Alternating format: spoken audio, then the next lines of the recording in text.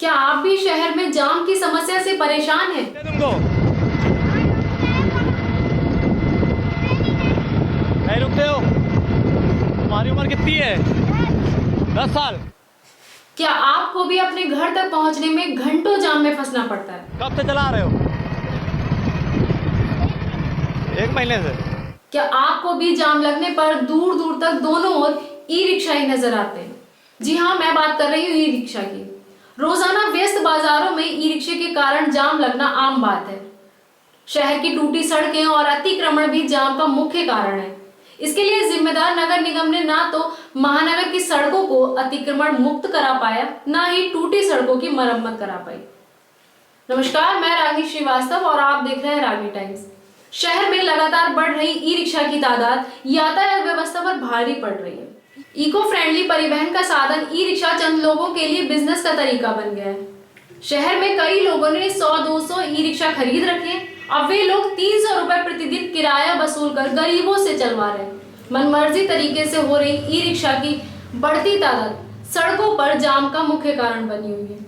शहर की मुख्य सड़कें, चाहे वो घंटाघर वाली सड़क हो, ईदगाह वाला रोड हो या बहादुरगंज, आपने देखा होगा इन सड़कों पर घंटों जाम में फंसना पड़ता है। छोटे वाहनों वाली जगहों पर कार ई रिक्शा से जाम की वजह मुख्य बनी हुई है। जाम के कारण एम्बुलेंस, स्कूली वाहनों के साथ ऑफिस जाने वाले लोगों को घंटों जाम में फंसना पड़ता है। 13 से 17 साल तक के बच्चे भी आपको रोड पर रिक्शा लहराते मिल जाएंगे। ये बच्चे अपने साथ दूसरों को भी सड़क दुर्घटना की वजह बना रहे हैं। रोजाना 10 से 15 नए ई रिक्शे सड़क पर उतर आते हैं। क्या बेरोजगारी ही इसका मुख्य कारण है? एक ई रिक्शा की कीमत 1 से 1.5 लाख रुपए है। लोग अपने छोटे मोटे व्यवसाय बंद कर ई रिक्शा खरीद रहे हैं। आखिर क्या कारण है? लापरवाही के चलते बिना रूट के सड़कों पर फर्राटा भर रहे ई रिक्शे के साथ सड़कों में बढ़ता अतिक्रमण आवागमन में दुश्वारियां पैदा कर रहा है। यही नहीं, सड़कों पर बिना सुरक्षा इंतजाम के ई रिक्शा स्कूली बच्चों को लाते ले जाते नजर आते हैं।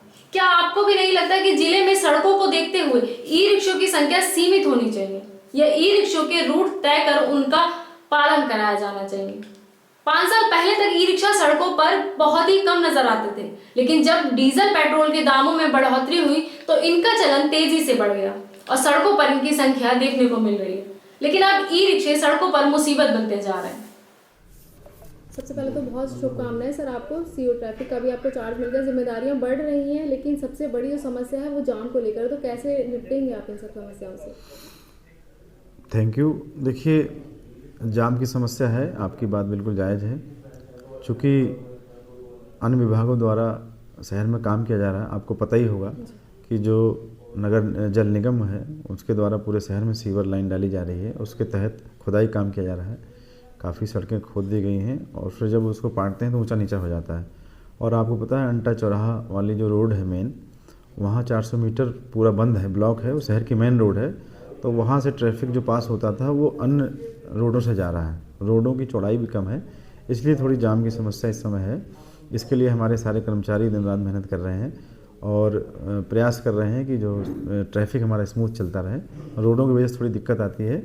अब उसको हम लोग जो बड़ी बसें हैं उसको उस रोड पे जाने के लिए रोक रहे हैं कि उस रोड पे ना जाएं। और जो ई रिक्शा है हमारे, उसको भी उस रोड से पहले रोक के डाइवर्ट किया जाए। ये प्लान हम लोग आज बना रहे हैं। इस पे काम करेंगे तो जाम से काफ़ी कुछ निजात मिलेगी। और जो सड़क सुरक्षा सप्ताह जो अभी आदेश हुआ है शासन का 15 से 31 दिसंबर, उसमें 5 विभाग हैं। सबसे पहले परिवहन विभाग है, फिर गृह विभाग है, चिकित्सा विभाग है, लोक निर्माण विभाग है। हम लोग समन्वय करके उसमें जो मेजर्स दिए गए हैं, सुरक्षा मानक हैं कि जिससे एक्सीडेंट को रोका जाए, उसमें जाम के लिए नहीं बल्कि एक्सीडेंट के लिए है कि एक्सीडेंट कम से कम हो। अब फॉग, अभी सर्दी आ रही है, फॉग भी होगी, तो उसके लिए हम लोग प्रयास करेंगे मिल के कि उसमें एक्सीडेंट को कम किया जाए और जो भी जागरूकता कार्यक्रम को चलाया जाए और समन्वय बना के अच्छा काम किया जाए।